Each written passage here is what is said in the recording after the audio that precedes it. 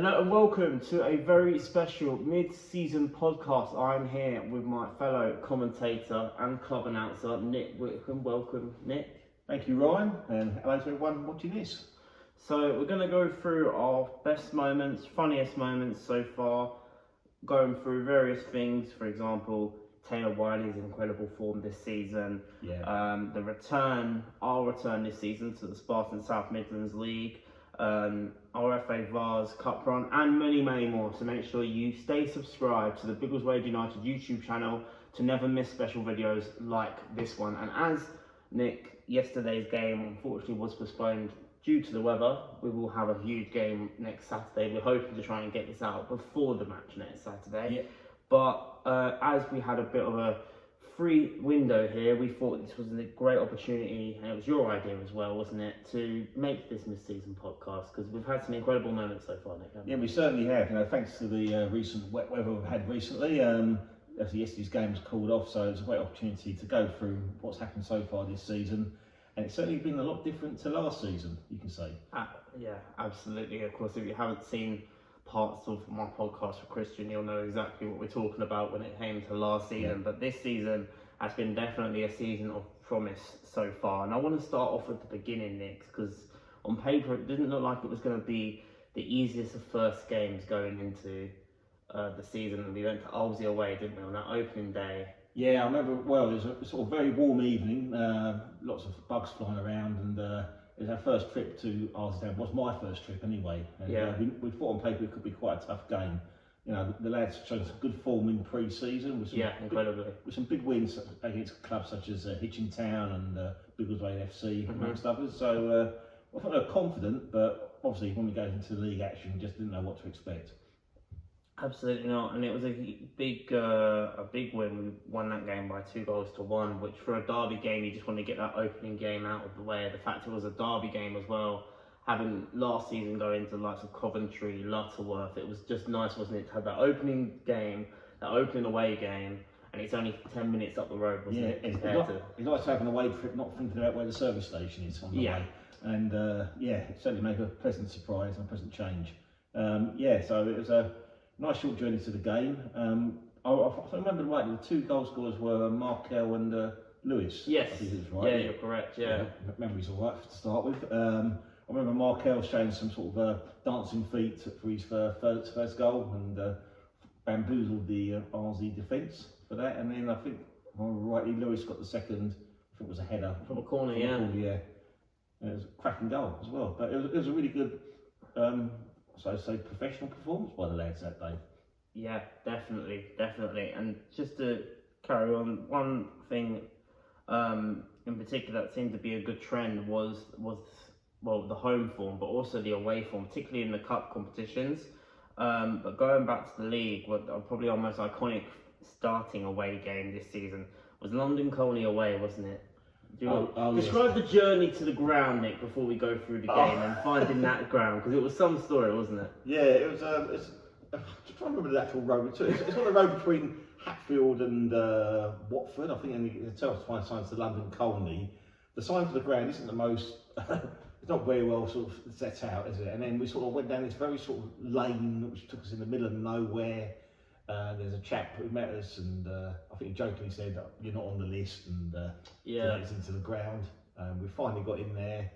Yeah, it was. I think it's in the middle of nowhere, in between sort of rugby grounds and other pitches as well. So, it certainly was a bit of a journey to get there. Yeah, definitely. It was. That's the beauty of non-league and Spartans, and the Spartans in particular. You don't know when you go to an away ground whether you're going to rock up to. Basically, and this isn't no disrespect to them, Colney had great facilities and they had great people running the club and they looked after us very well. But when it comes to non-league grounds, you don't know if you're going to rock up to what looks mainly like a football field, or whether you're going to get a high quality product, good quality ground. And that's, I think, the beauty of non-league, isn't it? When you're rocking up to them away grounds, not knowing what to expect, not knowing where you're going to turn up to. Yeah, and absolutely. I know we've been to so many different grounds this season. I think like Tring Athletic. I think there's a brewery next door to the ground. I remember that. There's so many grounds I've been to. It's certainly all different. I think Sheffield and Campton, that's another ground, was very different as well. I don't think there's any sort of turnstiles when you go and sort of pay within the clubhouse for tickets for those games. Obviously recently at Stotfold as well. Which Yeah, is, I wasn't at that game unfortunately, but that's a very brand new ground. I know the club moved from their previous ground called Roker Park about 4 or 5 years ago. So yeah, all different grounds to go to. But speaking of that London Colney game, I just want to talk a few things about it, and we can have a little discussion about it, because we were in full control of that game of football, and we were 1-0 up from what I recall, and then probably one of the most outrageous goals I've ever seen Biggleswade United concede happen, didn't it? Do you want to talk me through it? I remember well. I think it was the London Colney. It might be the right back. He had the ball about the halfway line, and he sort of like just hoofed it forward. It was a very windy day at London Colney, and I remember well the wind sort of took it, and an angle went straight over the keeper's head, and straight to the top corner of the goal. It was I'll say it's the biggest fluke I've ever seen, to be honest. But and it came from out of nowhere, because we were in full control of that game, and I remember rightly the London Colney goalkeeper was having an absolute blinder. He was, and he's probably the best goalkeeper I've probably seen this season. Goalkeeper performance, anyway. And a huge mention as well, just before that, Raheem Jabra, I think, scored his first league goal, I think, in that game, or in his second. I remember he scored on the counter attack, didn't he? To make it 1-0. He did, yeah. Before that, and he scored plenty of goals in pre-season as well. So you know, Raheem's one of the new players who's joined the squad this season, and big step up for him. I know he's come from a low level before, and I'm sure we'll be talking about him and other players later. Definitely. But one thing I wanted to mention is we sometimes make the conscious decisions when we're filming, and if you are a regular to watching our streams, thank you, but if you'll know what we mean when what we're about to say, we tend to switch ends, don't we, sometimes? Yeah. At away grounds, and we decided, and I think it was you that made that decision, to go to the other side of the pitch, because normally we just go left to right, but we ended up going to the other side of the pitch instead. Obviously the attacking end for Biggleswade, but we've gone completely the opposite side this time, and we managed to capture probably the best angle for one of the best free kicks I think I've seen this season. Come on, but he has given away a few fouls as well. So. It's not quite gone Taylor Winey's way. This is a good position. Surprised JJ's not over this after the first half. Yeah. But it is now Taylor Winey over the free kick to surely win it for Biggleswade with under 5 minutes to go. Taylor Winey over the free kick, goes over the wall, and it's goal! Taylor Winey! Brilliant strike! What a goal! Biggleswade have won it now with a pinpoint. Well, that was absolute brilliant there, Ryan. And we got a great Biggleswade players, congratulate. They well deserved. Absolutely thoroughly deserved. Fantastic. I said it wasn't connecting for him, and that was a brilliant free kick. Yeah. Now they've just got to keep their heads up now. What a goal by Taylor Riney there. Fantastic goal by Taylor. And he... Yemi, running son. Come. Nice bit of encouragement there. We'll probably talk about him a lot on this podcast, but this felt like really the beginning of the run. Yes. Or I think he scored a couple goals beforehand, but this was the game, I think, that Taylor his season just came alive. That free kick, 25, 30 yards out. Yeah, top corner. Top corner to win the game after, in a game where, as we mentioned, Biggleswade United were in full control. London kind of getting equalised from almost nothing, really. Almost a halfway line chance, goes in the back of the net. And in the past, you'd look at Biggleswade United and you'd think, maybe that might, turn their heads a little bit. Maybe the host now might get onto get the upper hand and nick the result. But we then got a free kick in a good position, came back fighting, and Taylor does what we have seen all season, does what he does best, and slots it home in the back of the net. And he just didn't stop after that, did he, Nick? No, me personally, I think that's his best goal of the season. Yeah. I think the technique, the free kick, where it was, the importance of the goal, and I think it was perfectly captured. Yeah. Sometimes the coverage, obviously we're hindered where we can actually film the games, our positions to film the games, but that was just like a perfect position. It just all fell into place, I suppose, that goal for everyone. Absolutely. Shortly after that, Biggleswade were on a decent run, but then unfortunately, and it was actually 2 games, I don't think either of us was at least I wasn't at either of the games. We went to Leighton Town and Ardley, and we lost both of those games 5-1, and it seemed like a bit of a pause of the season, like, oh, okay, almost a bit of a reality check. But one player, a couple of players that came in, but I'm going to mention one in particular who came in shortly after them 5-1 defeats, where I think Christian knew, right, he needs to bring a couple more players in. There's a couple of players on their way out, like unfortunately Joe Gage, who left us as well, of course, and we needed to get a step up. We needed somebody who knows the club through thick and thin, and Christian managed to get over the line, the signing and the return of Jordan Wright. And how big of a signing was that to see Jordan return? Huge signing for the club. You know, Jordan's a big character. You know, very popular at the club when he's here previously, and obviously he went to Newport Pagnell and had a major success, as we know, in the FA Vars, and they lifting the Vars as well. That experience and that know-how on the pitch, and the way he sort of encourages other players as well. Certainly a huge signing for the club. Obviously Gaz and Jaden, the 2 main captains, but we mustn't forget Jordan as well. A couple of years back was our club captain, and he's a leader on the pitch as well. It doesn't matter if you haven't got the armband or not. You can tell sometimes you need that someone on the pitch who's going to be vocal, command the players, and just tell them to calm down just at the perfect moments. And I feel like he's been brilliant, even from the beginning with the Huddleston game. Sure, we won the game 3-2. It was a bit nervy, but we managed to get over the line and win the game. And from what I recall, despite Jordan conceding 2 goals, well, his defence conceding 2 goals that day, I'm pretty sure he could play the match as well, didn't he? He did indeed. I think he's always been the best player on the pitch. I think we want to get that interview with him for that first game as well, and welcome back to the club. But he was deservedly man of the match that day and best player on the pitch. And he certainly made a huge impression in that first game, and has continued to. And before we go into the FA Vars story so far for Biggleswade, because Jordan's story and our story so far is quite intertwined when it comes to the FA Vars this season, we hope anyway. We want to go into a different cup competition, the County Cup. Now, mentioned very recently that we went to Leighton Town in the league, didn't cover it live, we lost 5-1 to Leighton Town, who as it stands, I believe, are second, maybe even top now, because Stockport drew the other day. Doing very well for themselves, very well. And they're the County Cup champions, Nick, and we rocked up there on a Tuesday night, if I recall. And probably the most, I'd be very surprised if we can top a coverage like that game, because just from a personal standpoint, that game was incredible. Even to fair play to all of the people at Leighton Town, the fans, they were so friendly to us. Sometimes you can feel a bit intimidated, at least I can sometimes, filming a match away from home, being worried about who you're around, like maybe a bit of home support, you don't want to egg somebody off the wrong way or whatever. But they were so friendly to us personally, weren't they? We spoke to many of the supporters before the game and during the game. I always remember one of the supporters telling me about the time, because the football ground's next to a cricket ground, and he got hit on the back of the head by a cricket ball. Someone hit a 6. Now, those sort of stories, classic in grassroots football, which you don't get in what we call the big time leagues. No, they were superbly friendly club, and we knew it was going to be a very tough game. They had some really top players. I think at the time they've also had the joint top scorer with Taylor Ryan.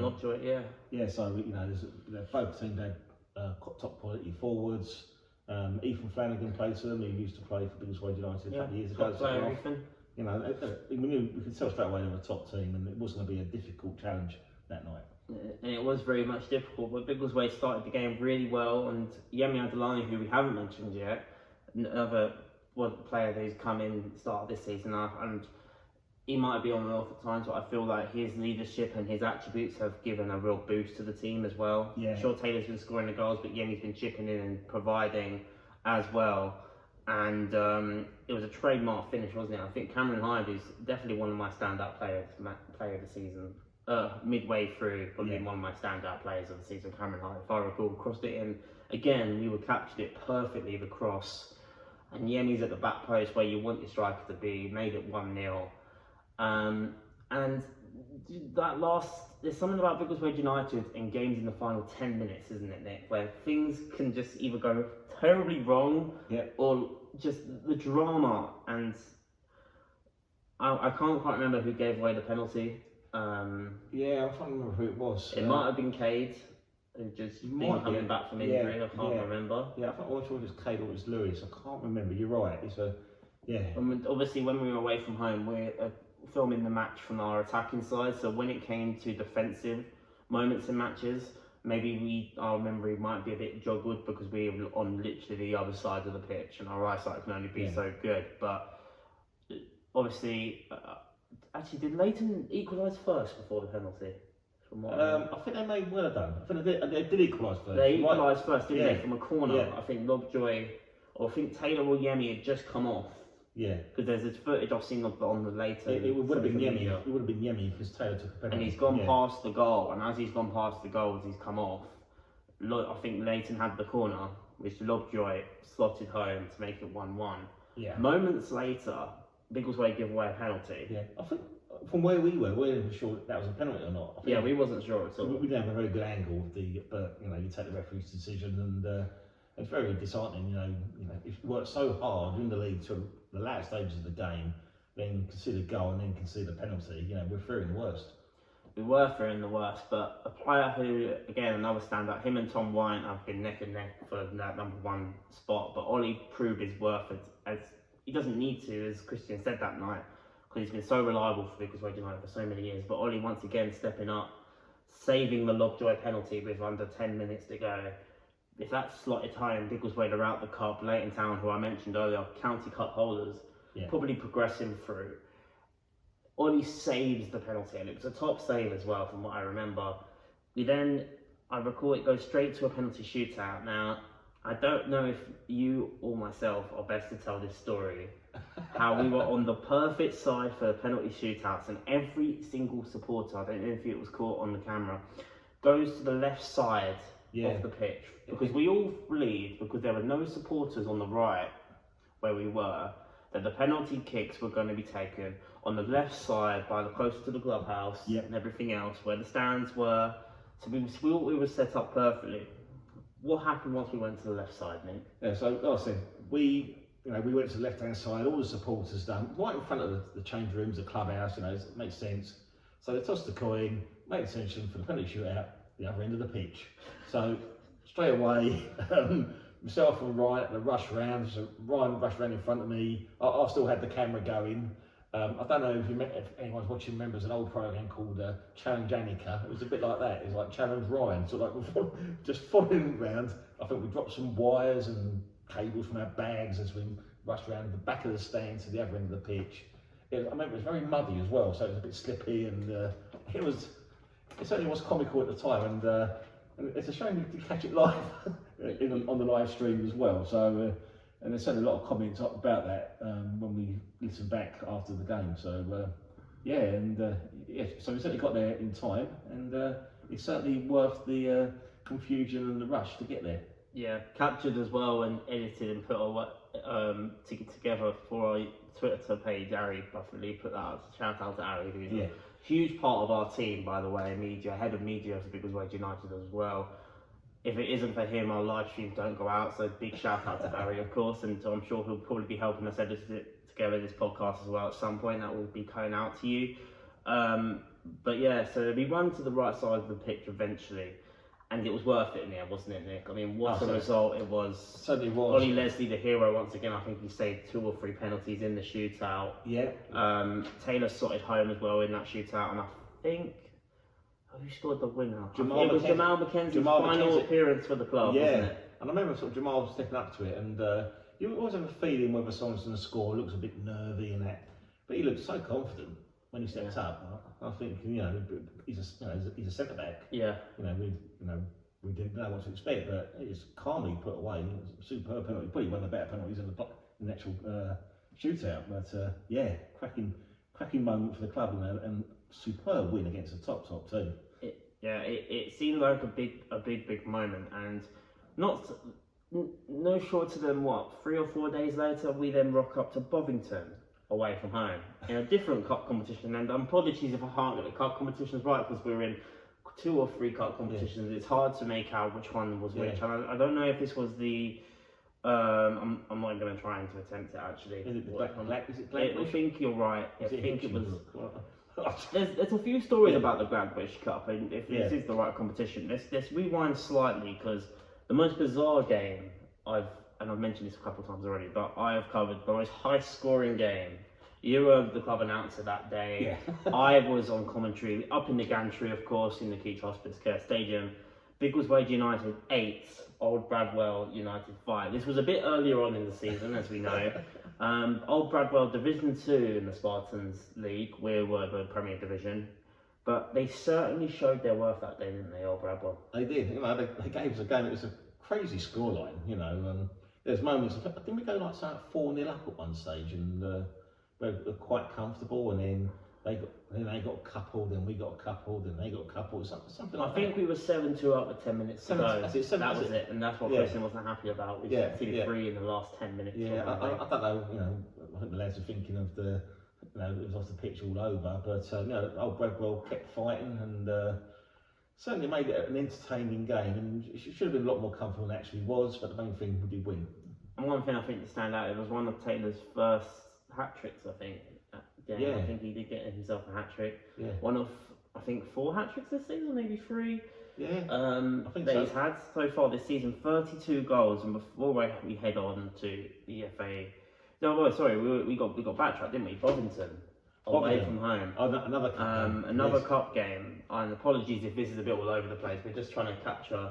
Yeah, I think this was in the Gladwish Trophy. Yes. And I remember Tracy saying to me that this could be the biggest trophy in football. Yes, I think she did. Yeah. Obviously, we've never seen it in person, but we've seen photos. It does look quite big. So after the highs of the Leighton game, not too long before that, we rock up to Bovington. There was a game going on behind us, if I recall. The wind was very strong that day, and the weather wasn't great. It was a horrible day for football. If you're on the sidelines, that is anyway for us. Yeah, and it's certainly a different ground again. It's trying to find it. It's quite a difficult place to find. I think it's just the other side of Hemel Hempstead. I remember we had to drive past the prison on the way. Yeah. And when we finally found the place, we're sort of like car parking was quite limited, and that's what you get in grassroots football. You're not going to get the creme de la creme facilities to buy them. I think I ended up parking in a sort of tennis club. But yeah, and very welcome again, Bovington Football Club. Really accommodating to us and everyone else for Biggleswade United. And it was a very cold day. I think people listening to the commentary said we heard like we were shivering the whole time. Yeah. And it was worth it in the end, but for the first 80 minutes, it wasn't the same Biggleswade team. It was almost a hangover almost from the Leighton match. And Bovington, to be fair to them, turned up on the day. We're 2-0 down with... Well, I think we went 2-0 down with 10 minutes to go. They scored their second goal, didn't they? Yeah. We were pushing to try and get the equaliser. It didn't happen. Bovington hit us on the break. Yeah, but there was a bizarre few minutes, sorry to interrupt there, Nick, that I want to mention. And shout out Josh Thomas. He's a great guy at the club. I believe it was only his 2nd or 3rd game as one of the coaches on the touchline, and he gets sent off for something we still don't really know what actually happened that day. So we're not going to get into it. We don't want to get anybody in trouble. But all I remember is Josh Thomas was sent off for something the linesman might have heard him say or whatever. And it almost like it inspired the team almost, because straight afterwards Bovington made it 2-0.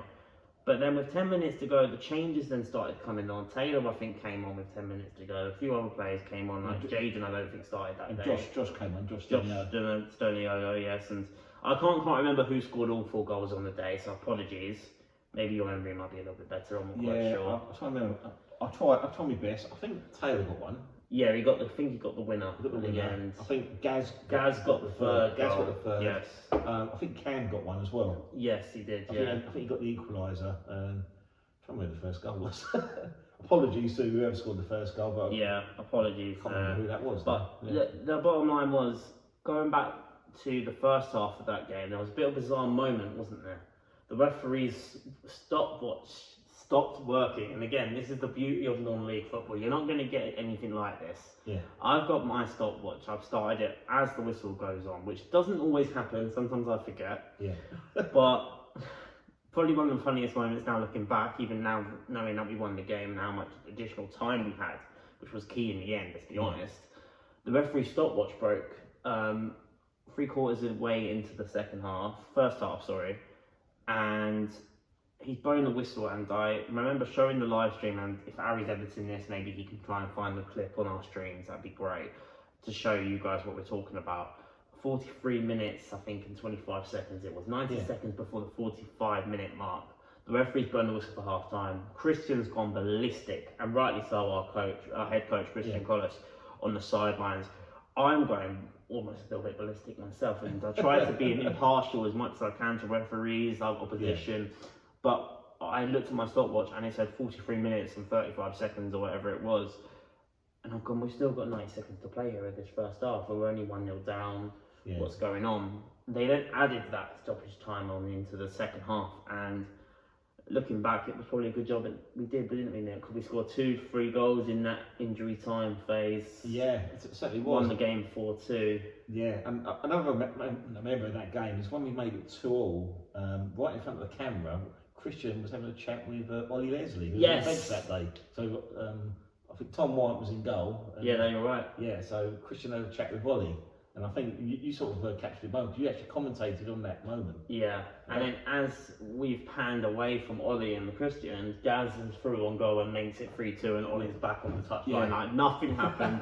But unfortunately for Christian, we caught that. Yeah. Otherwise, no one would have really known about that. But that's the beauty, as you said, we were right behind the away dugout, and we try to be close to that away dugout on away games, don't we, Nick? Just so we can get that inside coverage to let you guys all know what's going on, because there's a lot of people we know who go to home games every other week who can't get the opportunity to go away to follow the club, and I just want to say from a personal standpoint, I'm sure you feel the same way, Nick, that it's an absolute pleasure to give all of our supporters the coverage that we can. We give our best, absolutely. And we appreciate all the lovely support and the lovely words you give us. It really does help in our journey, and we know we're only filming on an iPhone. It isn't the best quality, but we feel like we do our best with our voice, and had amazing feedback from the likes of I think Dunstable Town podcast the other day, wasn't it, as well? Yeah, some nice feedback. Definitely. I'm trying to remember what game that. I think that was the Aylesbury Vale Dynamo. It was a defeat. It was a big defeat. But and again, I appreciate the work we do to help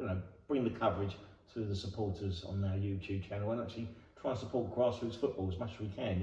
And hopefully a little bit helps in that way. Absolutely. What I want to go into now, before we talk about our big game next Saturday, make sure you're there, Saturday the 21st January now, not the Saturday just gone, the Saturday next. Coventry Springs at home in the FA Vars, 4th round proper, 4 games from Wembley. Let's start from the beginning of this Vars run, Nick. I've got it written down here, so I can't get this wrong. So, first round qualifying, we'll jump through the qualifying quite quickly, if you can remember. We play Southend Manor at home.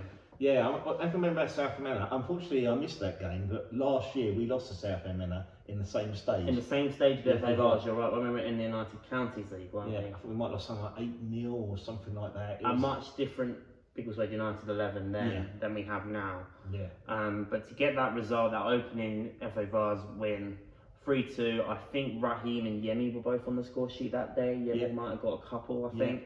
And that was the real signs that we saw of those two players that have been so influential.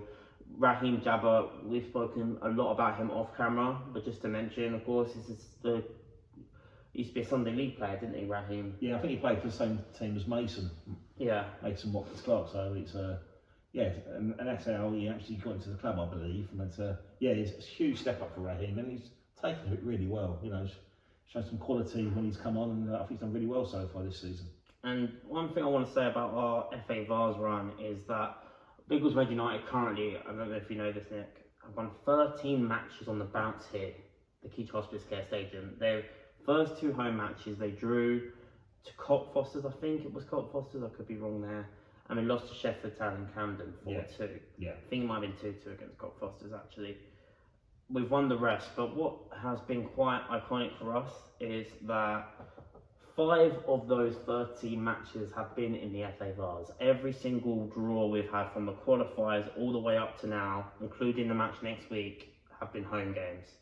How crucial do you think that's been in this run, Nick? I think it's been huge. I think any team wants to have that home advantage and make their home ground a fortress. And we're showing it this season. Teams don't want to come in. We keep winning. Make it difficult for teams that come here. Just keep it going. I think that's really important. And I think that's been one of the keys to our success so far this season. in the cups. Definitely. And going forwards, the second round qualifying, a convincing 3-0 win against what we thought would be a difficult White Ensign team that day, and we were brilliant from start to Wasn't finish. that a Taylor Riney hat trick that day? It might have been. I might have to check up on that, but we just assumed it was. yeah, I could get my notes up, but I'll take your word for it on that one. But then we get to the proper rounds, and that's no disrespect to the qualifying rounds, but when you get to the proper rounds, you know, okay, this is the start of a potential cup run, and we played Redbridge at home. The first round proper of the FA Vase, and again a convincing 2-0 victory. And I think the goals came quite close to each other. And it was a very tough game. It was a tough game. I think Redbridge at top of the Essex League, or near the top of the time. We were worried about that game. We thought, okay, yeah, tough team. Yeah. Went out of that game winning 2-0. We then got to the second round proper of the FA Vase, if you are following us here. London Lions, another tough game that we thought would be a real big test, didn't we? Yeah, absolutely. And I think I remember right. I think Yemi got a hat trick that day. I think it was Yemi. I think that was Yemi's hat trick. Yeah, it was. You're right. Yeah. And Yemi was looking for goals, and he was having a little bit of a bad patch here and there. Was getting frustrated, but Taylor was making all the headlines at the time, getting hat tricks, getting goals, and this felt like it was Yemi's moment, Yemi's day, and he deserved it, didn't he, for all his hard work so absolutely, far. Yeah. You know, the work he's put in, he definitely deserved that big day that day. I think I remember right. I think that's the furthest biggest wage United have ever got in the FA Vase was that second round. So it was, yeah. So anything else going on that's setting new records for the club. That was a history-making day, and we thought, okay, so anything from here is, in terms of the FA Vase, is a huge achievement for the history of this football club. Yeah. Then we played Lakenheath at home last month. And I remember saying to you, if we're going to get far in this competition, I said it on the day, I don't know if you remember, up in the gantry, and you were talking to me below me as you're setting up just before the game. It nice to have a little catch up here and there. And I said, if we're going to, I don't want to say win it, or maybe go far in the FA Vase, you feel you've got to have one game that you win on penalties. Oh yeah, definitely. I said it that day. I didn't think it would happen on the day, but against Lakenheath, a tough Lakenheath side, that was a real battle out there. It was. We drew 1-1 after 90 minutes. Yeah. I'm trying to remember who scored. I think it might have been a Taylor penalty. No, it's Connor Inskip. It was Connor Inskip. It was spot on, Nick. Yeah, I remember. I think it was a very tough game. It could have gone either way. I think the second half, I think Lakenheath started getting more momentum. You know, got some confidence, and they scored a goal about 10 minutes into the second half, and then it was a bit of a struggle trying to break them down. And then I remember rightly, I think Jaheim Flemings actually was one of the comers. Yes, you're right. It was Jaheim. We were 1-0 down, weren't we? Yeah, and he ran through, and he just got to the ball before the goalkeeper, and there's a bit of the ball was bouncing around a bit. Connor Inskip come in and sort of looped it, and it sort of slowly went towards the goal. And from where I was, it looked like it crossed the line. The defender, I think, maybe thought he got it on time. People weren't too sure, but the linesman was in a perfect position, gave the goal. It was, and it was very late in the game. I remember that well. Yeah, and we get the equaliser. The place is bouncing at this point. Yeah. We get a penalty shootout. Now this is important because 10 days, maybe 2 weeks beforehand, we already previously mentioned the Leighton Town penalty win. I think that put us in good stead for that shootout, didn't it, Nick? We already had the experience of winning the shootout not too long beforehand. You know the team might be a bit confident. We're at home. We got home advantage, and I think Tom Wyatt was in goal for this match. He was. Tom had a very good game as he has been playing for this season. He's had some top games this season. I think that was a superb game he had that day. He was in between the sticks for the shootout, unlike Ollie from the last game. And so you know, another high pressure penalty shootout for us. Obviously a different goalkeeper, but again, the competition for places at Biggleswade United this season, and the testament to Christian and his coaching staff, Gaz, Jaden, for the last 12 months, shall we say. From this time last year was just when we were transitioning this new squad, getting the players together, Gaz and Jaden and Christian really coming together and making this real team bond again that we were missing out opening that first half of last season. And you've seen that all come together now a little bit, and sure there'll be bumps along the way. It's not the finished article by any sense, but it's a sense of pride and a sense of optimism. And after that huge penalty shootout win, we now have are going to come up against next week. And again, if this doesn't come out before that game, apologies. So hopefully, if it hasn't, we've won and we're through to the 5th round. Or unfortunately, Coventry, Spinks, who I'm going to get onto in a second. Very tough team.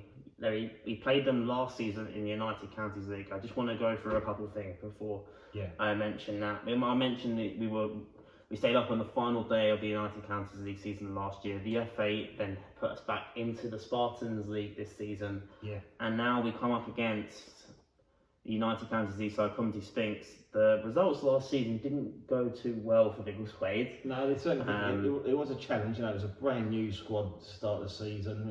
The team, a lot of players were probably inexperienced at that level. They gave their all, but it's a very tough league to play and very physical. It was a challenge, and we certainly did struggle in pretty much in the early stages of the league. Yeah. Fortunately, like we said, when Gaz and Jaden came back, and we brought some more players and more experience at that level, which was key. I think it's the experience we were looking for. And then the other players coming to brought some more quality into the squad. We certainly picked some more results up, and obviously managed to stay up at that level, which was key, and that's brought us into the position we're in now.